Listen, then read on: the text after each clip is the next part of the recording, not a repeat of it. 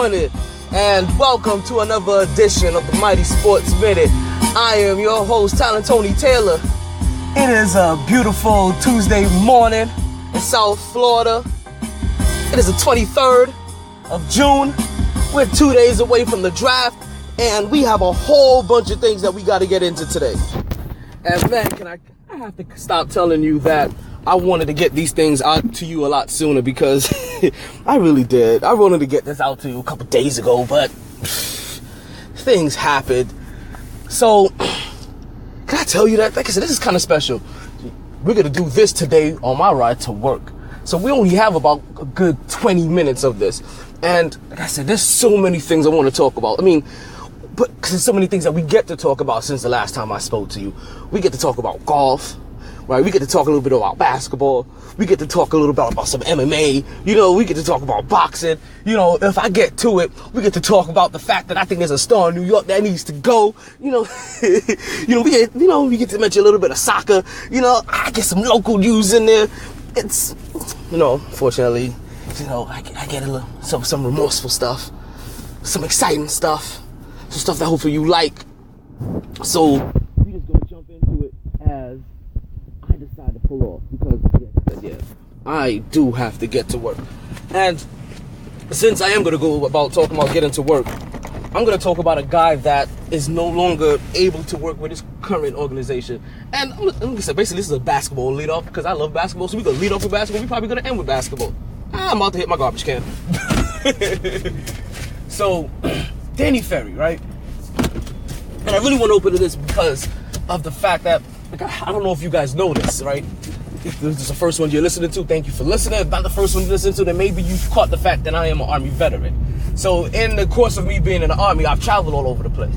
You know, I've lived in North Carolina, South Carolina, Indianapolis, Indianapolis, Indiana. You know, I've lived in Germany. You know, I spent some time in Israel. You know, visited all kinds of places. You know, Italy, Greece. So I've been a lot of places. Fortunately, also as well, I've also played basketball in a lot of those same places. So I'm gonna say this: Danny Ferry has been found, I guess, not guilty and whatever kind of thing for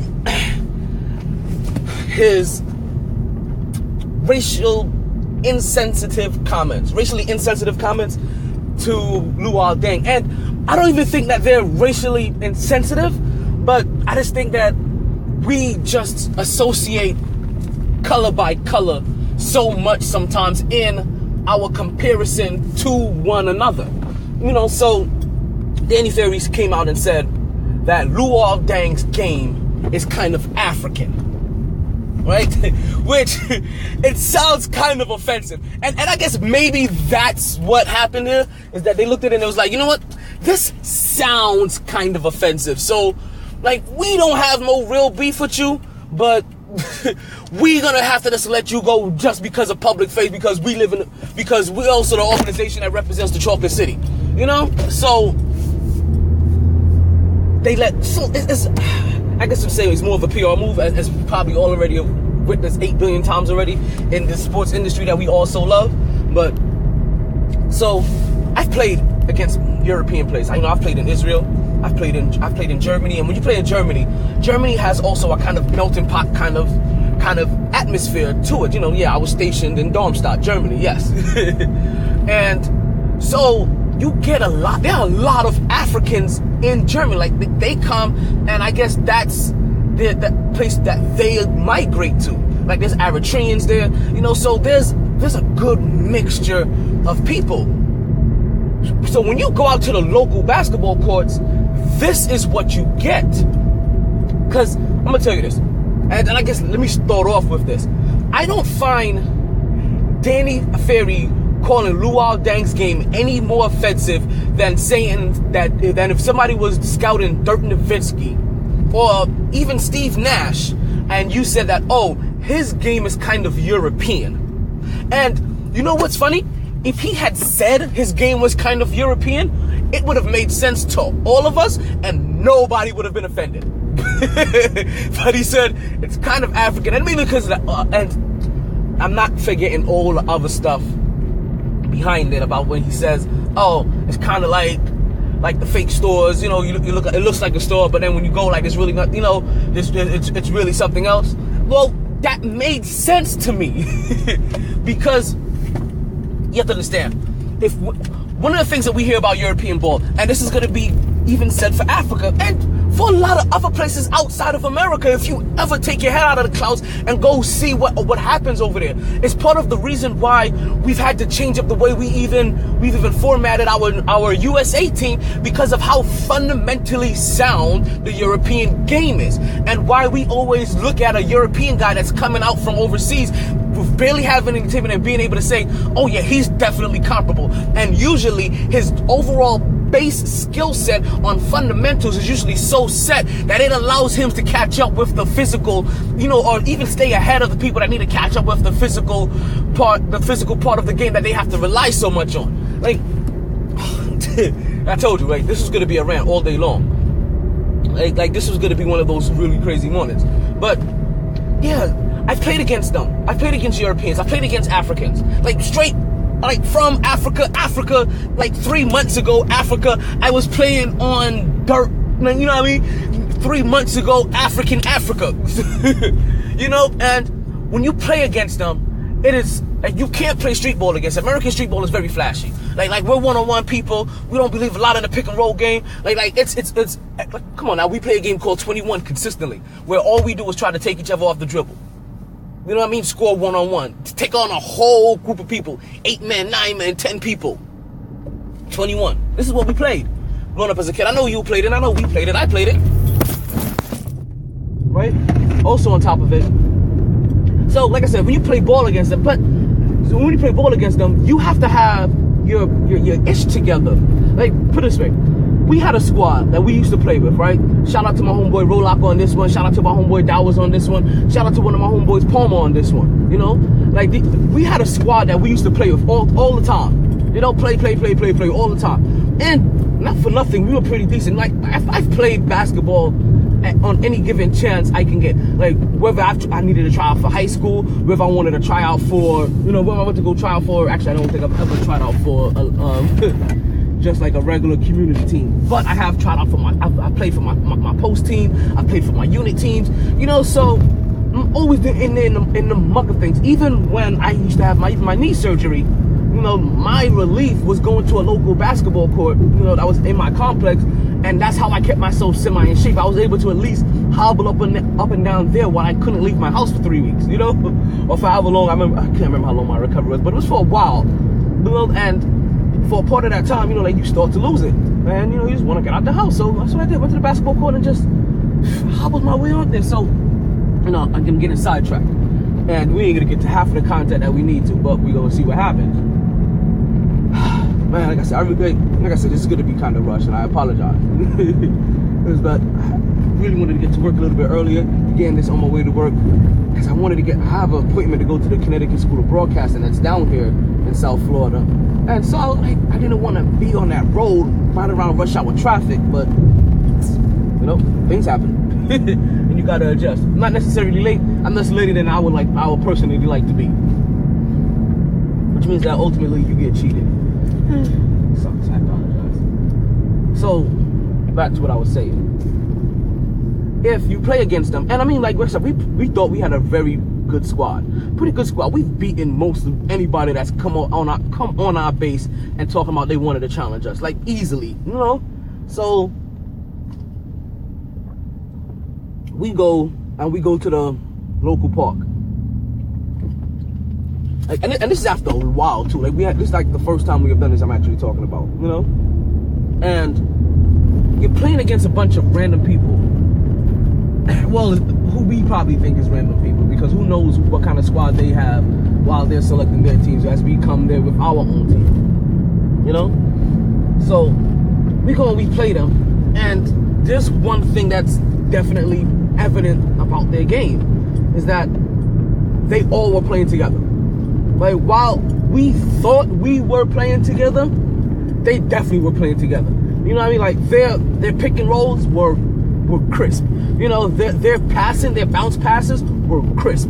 You know, their form on their jump shots, you know, were flawless.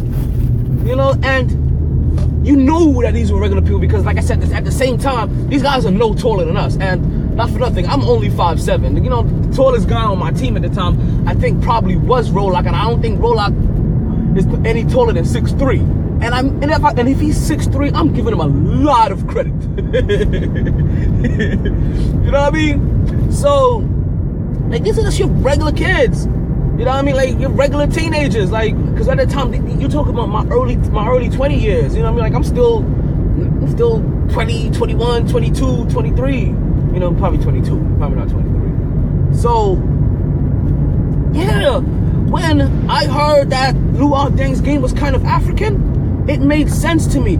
It said to me that, oh, he looks like he's like this flashy guy. You know, now we're dressing, the window dressing thing. You know, like, oh, he's this flashy guy that, you know, or you know, he's the store that you think is a store, but he's not really a store. Well, people may look at him because he's African American, probably, and think that, oh, you got this really athletic African American guy. He's probably really flashy, flies through the hoop, does all this crazy stuff. Nope, was not him. You probably expected Tracy McGrady, and you did not get Tracy McGrady. You got more Tayshaun Prince than you got Tracy McGrady, and they weren't expecting that. Window dressing. They said his game was kind of African. It was a compliment to his game based off of the style of play that American youths play today, or played back then, even when he came out. It said to me that he had a fundamentally sound portion to his game that you didn't have to worry about possibly building. But everybody else heard that was offensive.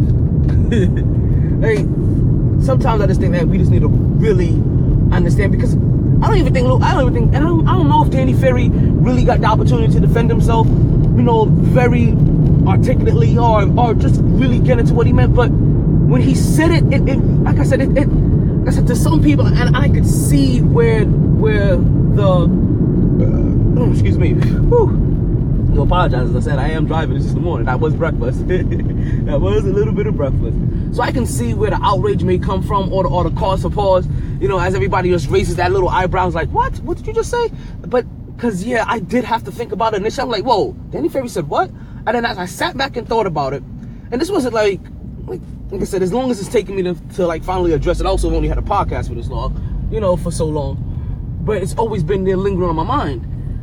And this is hopefully, you know, one of those things I was going to probably give you like on a filler day, you know, when there wasn't so much stuff to talk about. But you know what? We get to talk about it today because it's worth mentioning to me that Danny Ferry, like, I really don't want him to get a bad rap for this if he really is the good guy that he is, and if it really was as harmless as a comment as it was, because I didn't see it that harmless. Granted, I'm not the most sensitive person in the world to things. You know, like, part of my makeup, unfortunately, is that, you know, like, I'm from Brooklyn, but, you know, I went into the Army right out of high school, so, you know, they helped really mold whatever little foundation that Brooklyn had. But I joined the Army from South Florida because that's where I finished out my last 2 years of high school. You know, so it's just weirdness. Like, I don't see the sensitivity that everybody else has. You know, because if we're gonna talk about people that I guess should be suspended or were suspended, what about these LSU players, right? I don't know if anybody caught this, and I didn't hear much about it, because I think when I caught this was, like I said, because I was supposed to get this out to you yesterday. I'm gonna stop telling you guys this. I'm gonna stop saying this. I'm gonna stop saying that. It's the last time you're gonna hear me say that. I was supposed to get this out to you guys yesterday. Man, we about to hit this turnpike. We only got like about 10 more minutes. We're gonna see where we at with this. All right, but we're talking about quarterback Anthony Jennings. We're talking about defensive lineman Marquise Bain. We're talking about defensive back Dwayne Thompson. You know, they're being arrested for breaking and entering. And then we have a defensive tackle, by the name of Troy Leila-Manatafu. I don't know what his name is, right? But he has robbery and battery. You know, so those guys get suspended, and I kind of just fly by underneath the radar. But those guys deserve to be suspended. You know, like, what they did were actually crimes. You know, what Danny Ferry just did was really just an ill-placed comment. So, like I said, I don't think he has, and I'm just kind of here saying, like, I really hope he doesn't anymore, because, you know, he didn't do much wrong. Like, these guys broke a crime, and they should be paying for it. And talking about crimes, I should say crimes, but just college players that just couldn't get out of their own way to save their lives. Did you hear about how Johnny Manziel is gonna lose the money sign? Like, listen, I'm not gonna say I'm a big Johnny Manziel fan, right? But what I am gonna say is that I am gonna miss that money sign. Cause listen, we all know he had an issue. Like, he had an issue that he had to work through, and he's doing whatever he needs to do to make himself a better person. Fully understand that. Not knocking him for that. Kudos to him for that.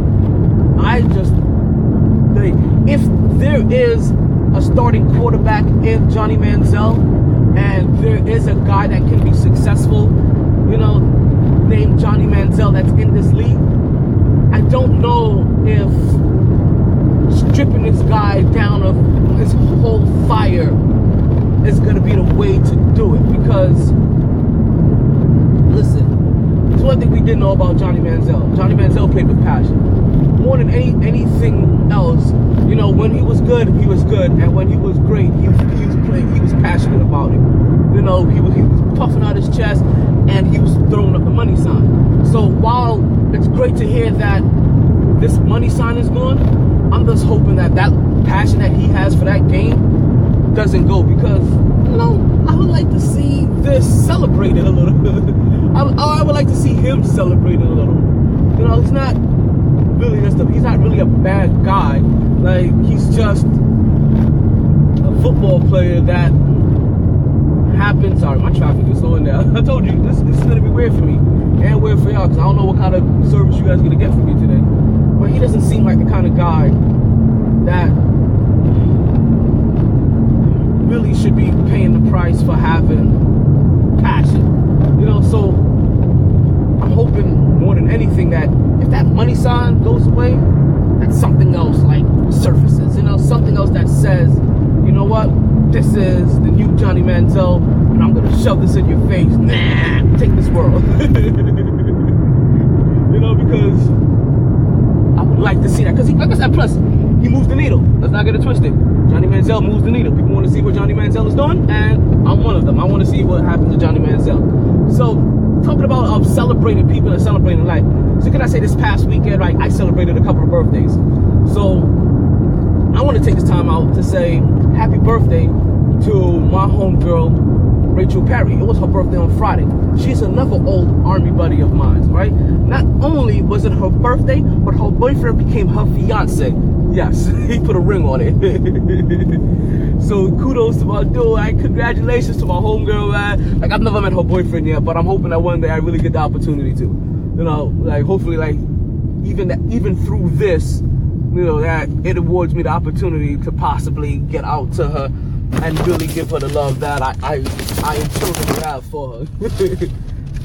And my other homegirl down here, which I found really odd, that I happen to have a lot of friends that are that I knew from the Army, and a lot of people that I know now that both share the same birthday, right? So I'm also gonna take this time to say happy birthday to my homegirl, Natalie Cologne. It was also her birthday on Friday, and that's where you had me out on Friday, when I was out there celebrating, acting a fool, when I witnessed through the music, through the cigarette smoke, through all of the haze, Kimbo Slice knocks out Ken Shamrock in the first round of an MMA fight. I almost lost it. Yo, I'm part of this laughter is because I'm remembering me at that time. And man, when I say that was probably the last thing I thought I was gonna see, that was absolutely the last thing I thought I was gonna see was Shamrock. Oh man, that is too funny. And the bad thing about it, if I remember correctly, because I haven't, and it's really bad, like I haven't rewatched it, right? And I want to talk about it as if I remember like it was yesterday. But Ken Shamrock was dominating that fight early. Hey, yo, Kimbo was in trouble, and not for nothing. Like I said, this is part of the segment, a part of the podcast that I'm actually happy to really mention, because it's local news for me, and it's even kind of personal because I've met Kimbo Slice. Like, I've met Kimbo Slice at my local watering hole. Like, Kimbo Slice is a very good, humble dude. Like, he walked into the bar we was at, and what was this one? It was at Roy's bar. They closed down now, but I think they're about to reopen under a new name. But yeah, he came down one day, and we were in this corner. There was probably about like 15 of us in this corner, and he came in. He knew one of my cousins. He's kind of second removed cousin, but she's so damn close to me. But that family, the Mejia family, is so close to me that anybody in their family to me is like brothers, sisters, or cousins. Nieces and nephews, aunts and uncles. Abuelas and abuelos. It's really like that. Primos and my primas. My tios and my tias. So we're over there, and he comes in and he recognizes, we start talking. That wasn't his voice, that was hers. But we talk, and he was like, hey, this whole little section over here, whatever they're drinking, get them a shot. And oh my God, dude.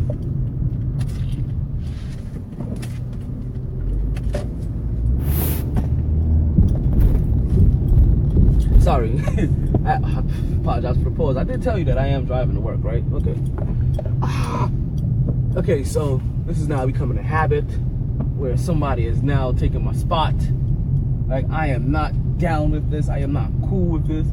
Like, I'm kind of pissed off. But I ain't gonna let this get me down, because we have to kind of finish up here soon. So yeah, man, to see Kimbo, oh, that's a motorcycle over there. So to see Kimbo Slice knock this guy out, like hitting Ken Shamrock, and we don't know Ken Shamrock.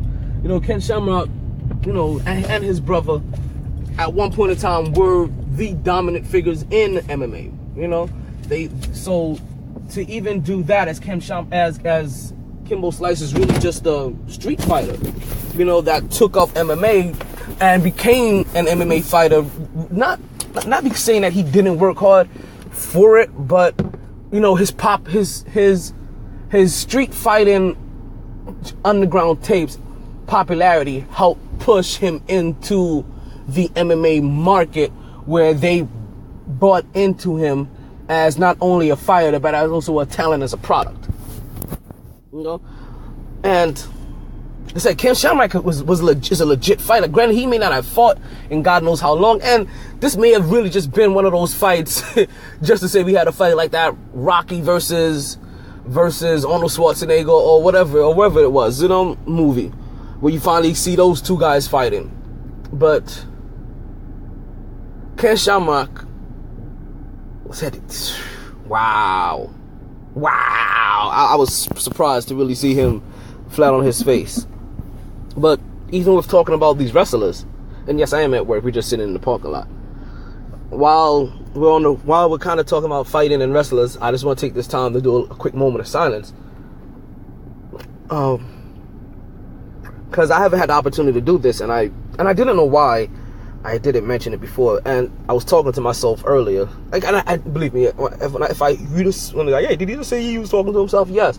I talk to myself a lot because I bounce a lot of stuff off myself. That's all I really have. It's me thinking out loud, basically. But I was talking to myself, and I was wondering, like, we hadn't mentioned anything about wrestling. And I was wondering why we haven't mentioned anything about wrestling. And in this particular case, like, I really don't care what people think about wrestling. Wrestling is sports entertainment, which means this is part of sports. I'm going to talk about it because it entertains me. Like, out of all the things that are not real and that people watch on a regular basis, like, people are engulfed in Game of Thrones. People learn how to speak Dothraki, for God's sakes, and Klingon. And you're mad at wrestling. Where these guys actually have the real opportunity of getting injured from their sports entertainment. That's part of the reason why you buy into it, But I want to, rest in peace to Dusty Rhodes. He died on June 11th. And like I said, regardless of what you want to say about wrestling thing, he was a father. He left children, he left grandchildren, he left memories. He was a champion. He was the heart and soul of wrestling for a time period. So, in his passing, he takes a lot of there's a lot of memory of him with a lot of folks for a lot of different reasons. And for that, we are going to give him his homage, his respect today on this show. Granted, it may be 12 days later, but you know what? It happened. Yes, and that's that. Yeah, man, like, I really didn't know why I haven't mentioned anything wrestling on here. And for more than anything is that, of course, I'm not going to mention, like, wrestling results and stuff like that. And I probably will, just because it gets me, it's something I do find exciting. And if somebody gets, like I said, I do watch it for really what most people at this point watch it. They watch for how the story is going to continue to play out, within the battle for, supremacy kind of thing. So I probably will mention some things if it ever does mention me that, oh shoot, they gave this guy, they decided to let this guy win this, which is now going to give him a push because I may not have seen him, a guy in that light. But this is something unrelated. This is something that's related to wrestling, but it's kind of unrelated to wrestling. It's completely unrelated to wrestling. It just happens to be given to a wrestler. So now I get to mention about wrestling in this little sports topic in another way. And Titus O'Neil won Celebrity Father of the Year award. So coming 2 days removed off the Father's Day, I find it very fitting to get the opportunity to mention him on the show today. Yes, that's congratulating him for winning the award of Celebrity Father of the Year. He is Titus O'Neil, the tag team champion, or one half of the tag team champion of the Prime Time Players. Yeah, I just did that. I'm not even really a fan of them like that, but you have to give people their respect where their respect is due. So as also, he was in there with the likes of, who is he? David Beckham, if I'm not mistaken. Was Brad Pitt one of them? I can't remember if Brad Pitt was one of them, but I definitely know that David Beckham was also in there, and he beat out David Beckham. And so, kudos to him. Also, just talking about that, did you see, and this is just something that I just found like really cool that happened. Like the UFC was one of my little cool things that I really saw that happen, because I said it was local for me and I was able to witness it. This is also kind of local-ish for me, because on top of everything that I told you, like I said, the Brooklyn background, the Army background, living in South Florida, but both of my parents are from Jamaica. I was even conceived in Jamaica. Yep. My mom pulled one of those, got pregnant in foreign, and flew here to have me. Yeah. So, yeah. What time is it? We're gonna start walking soon. So did you see, and I never heard of this guy before, so this is gonna really be a quick mention. Deshaun Brown from I guess the Jamaican soccer team, he went up to Messi after the game and took a selfie with him. Yeah, I thought that was really, really interesting. And like I said, that was pretty cool, and it gives me opportunity to mention soccer. Bam, one, get that out of the way. I get to mention, my parents' home country of Jamaica. Bam, we get that knocked out of the way. And the only thing left now to really talk about is this basketball that's going to go on. And we don't have a lot of time to talk about this basketball, so you may only get this in about 2 minutes. Or, you know what? Screw that. What did I tell you earlier? That I'm going to tell you that there's a star in New York that needs to go. And we're gonna talk about that on my next segment. I don't know if you're gonna get a 2-4 or you're gonna get a 3-4 today, but you're gonna get a couple of different shows from me today. And I'm excited. Sorry, I'm all kinds of excited. I told you earlier today, I get to go to the Connecticut School of Broadcasting today and check them out. They have 2 locations, one in West Palm, and one in Miami. I'm going to the one in Miami. And I'm going to see what this is about, because hopefully this helps propel me into, as you can see, this career that I am trying to throw myself into. Listen, if there's anybody that wants to give an Army veteran a shot, you know, like you talk about your true, like, I'm sorry, I'm gonna go slightly off topic, because like this is kind of emotional for me. Yeah, you guys talk about the troops and the stuff that you want to do for the troops all day, and as much as we don't look for any recognition for what we do, because like it's really like you really just go through the mental grind and you suck it up and you drive. But if anybody out there wants to help a troop out, I am right here looking for an opportunity to break into this industry. So with that said, later on today, you're going to get another special podcast, and we're definitely going to talk some basketball, because like I said, we have the playoffs, not the playoffs, but we have the NBA draft coming up. I want to break down on who I think that the Knicks personally should go after, because look, when I look at this free agency class, I don't see a lot that's there, but I do see some pieces that I do like. And we're going to talk New York basketball, because you know what? Some things need to change in New York, and we're going to go after it. Thank you for taking your time to listen to the Mighty Sports Minute. Pretty sure I'm telling you right now, this is going to be changed to the talent show. I appreciate your time. Don't forget to check out my Facebook page, my Twitter page, MyT Sports. That's MYT Sports.com. Not .com, but at Facebook. We have the one at Twitter. And then I also have a blog, mytsports.wordpress.com. Woo! We out here.